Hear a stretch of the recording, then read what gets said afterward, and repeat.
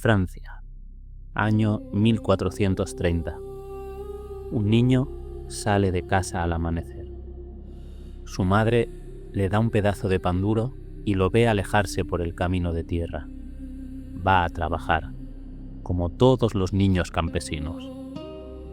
Nunca volverá. Días después, se repite la historia. Desaparece otro niño, otra vez un niño varón de entre 7 y 15 años. Durante años no dejan de desaparecer. Siempre niños, siempre pobres, siempre sin dejar rastro. Algo oscuro está ocurriendo y lo peor es que nadie está escuchando. Nadie escucha a los pobres en la Francia del siglo XV.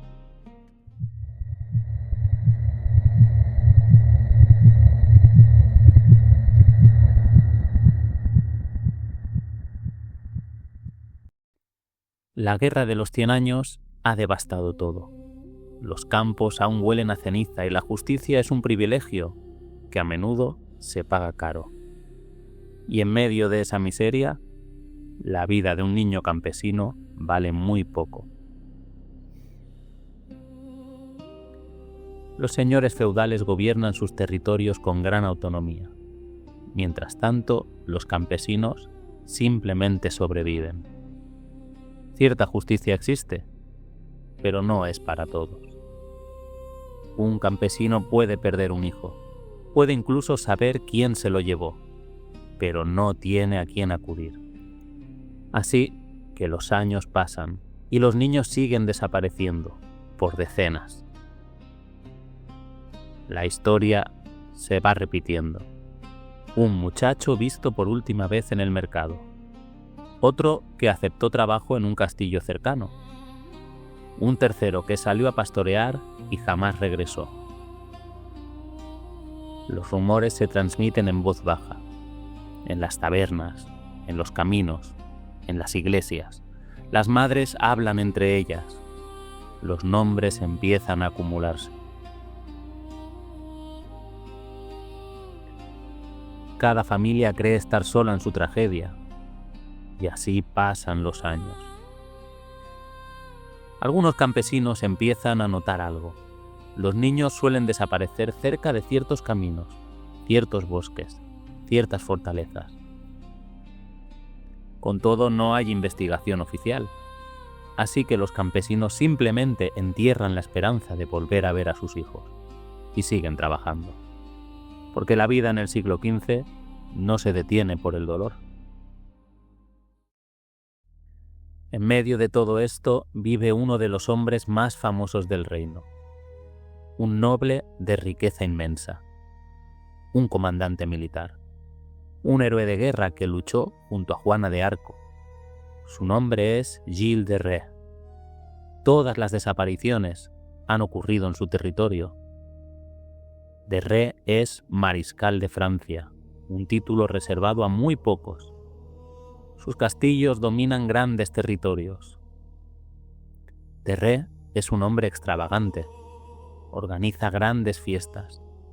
En su castillo trabajan de forma permanente actores, músicos, que representan ostentosas obras de teatro para disfrute privado del mariscal. Muchas de estas obras contienen elementos místicos. Para este momento, Gilles de Retz está al borde de la ruina. Sus excesos le han obligado a vender cada vez más tierras.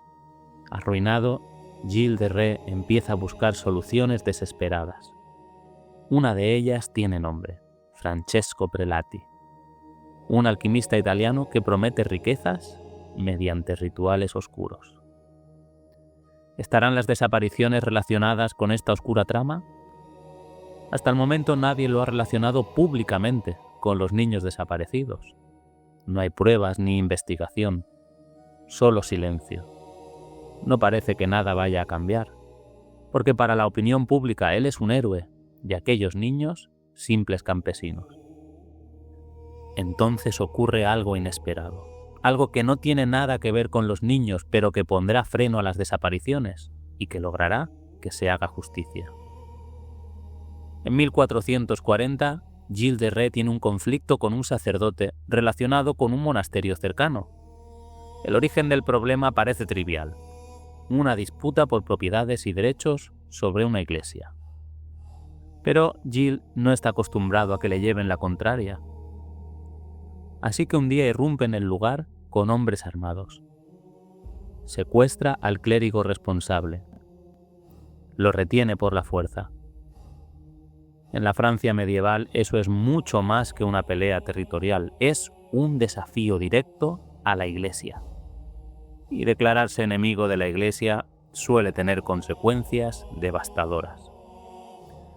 Durante años nadie había investigado la desaparición de campesinos, pero atacar a un clérigo provoca una reacción. El caso llega a oídos de Jean de Malestroit, el obispo local. De Malestroit abre un proceso contra Gilles de Retz. Al principio la acusación es clara: abuso de poder y violencia contra un miembro del clero, nada más. Pero cuando los jueces empiezan a hablar con gente del territorio, surgen los rumores. Rumores que llevaban años circulando.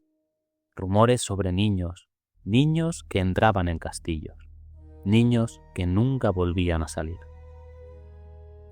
Los investigadores empiezan a llamar a testigos, criados, sirvientes, vecinos.